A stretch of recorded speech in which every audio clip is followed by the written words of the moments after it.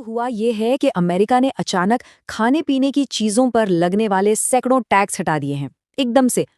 अब सवाल ये है कि ऐसा क्यों हुआ, और इससे भी बड़ा सवाल, इसका हम पर यानी भारत पर क्या असर पड़ेगा। चलिए आज इसी बड़ी खबर को जरा बारीकी से समझते हैं। तो ये पूरी कहानी शुरू होती है अमेरिका से।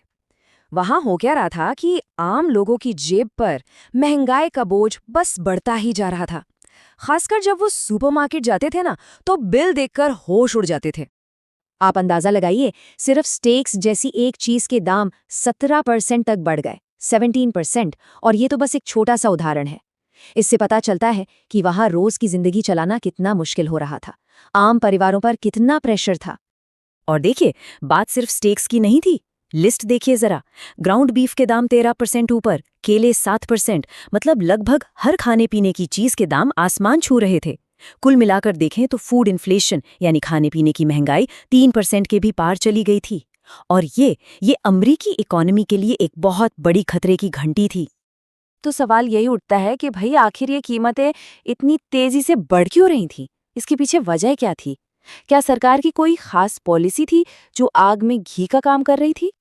हाँ, और इसका जवाब छिपा है पिछली सरकार के एक बहुत बड़े और काफी विवादित फैसले में।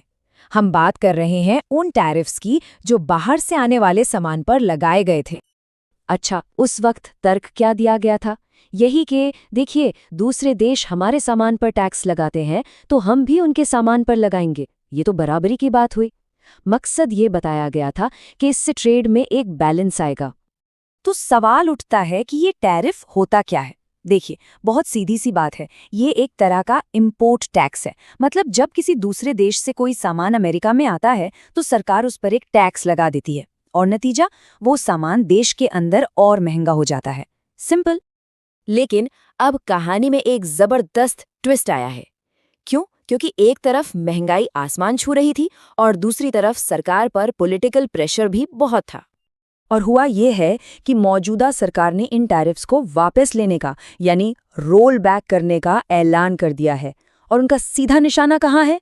जी हाँ, खाने पीने की चीज़ों की इन्हीं बढ़ती कीमतों पर। और ये कोई छोटा मोटा फैसला नहीं है। लिस्ट बहुत लंबी है, 200 से ज्यादा प्रोडक्ट्स। सोचिए, बीफ, कॉफ़ी, चाय, कोको, केले, यहाँ तक कि मसालों पर से भी ये इम्पोर्ट टैक्स पूरी तरह से हटा दिया गया है। अब यहाँ एक और मज़ेदार बात है। ये फैसला रेट्रोएक्टिव है। मतलब ये कि ये सिर्फ आगे आने वाले सामान पर लागू नहीं होगा, बल्कि जो सामान पहले ही देश में आ चुका है उस पर भी लागू होगा। इसका सीधा मतलब यह है कि जिन इंपोर्टर्स ने पहले टैक्स भर दिया था, उन्हें अब रिफंड भी मिल सकता है।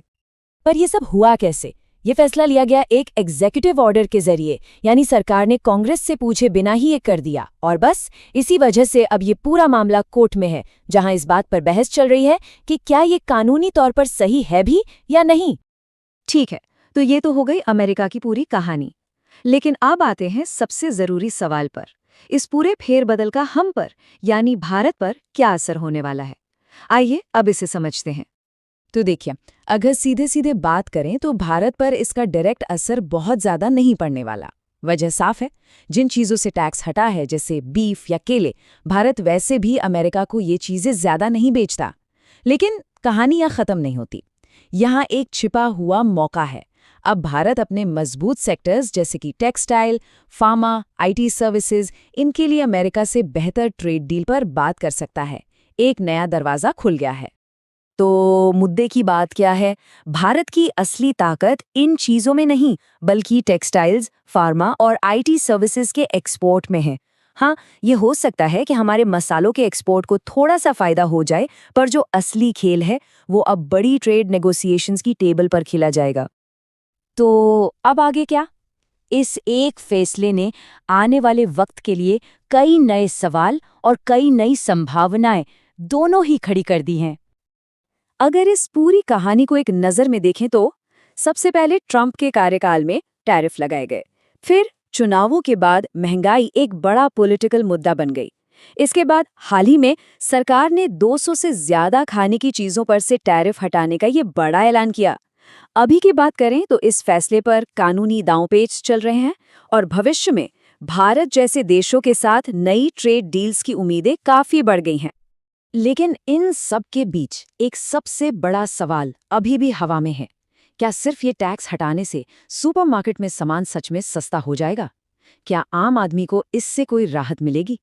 या फिर सप्लाई चेन की दिक्कतें, बढ़ती एनर्जी की कीमतें, ये इतनी बड़ी ताकतें हैं कि इस फैसले का असर हम तक पहुंच ही नहीं पाएगा? इस सवाल का जवाब तो आने वाला वक्त ही देगा।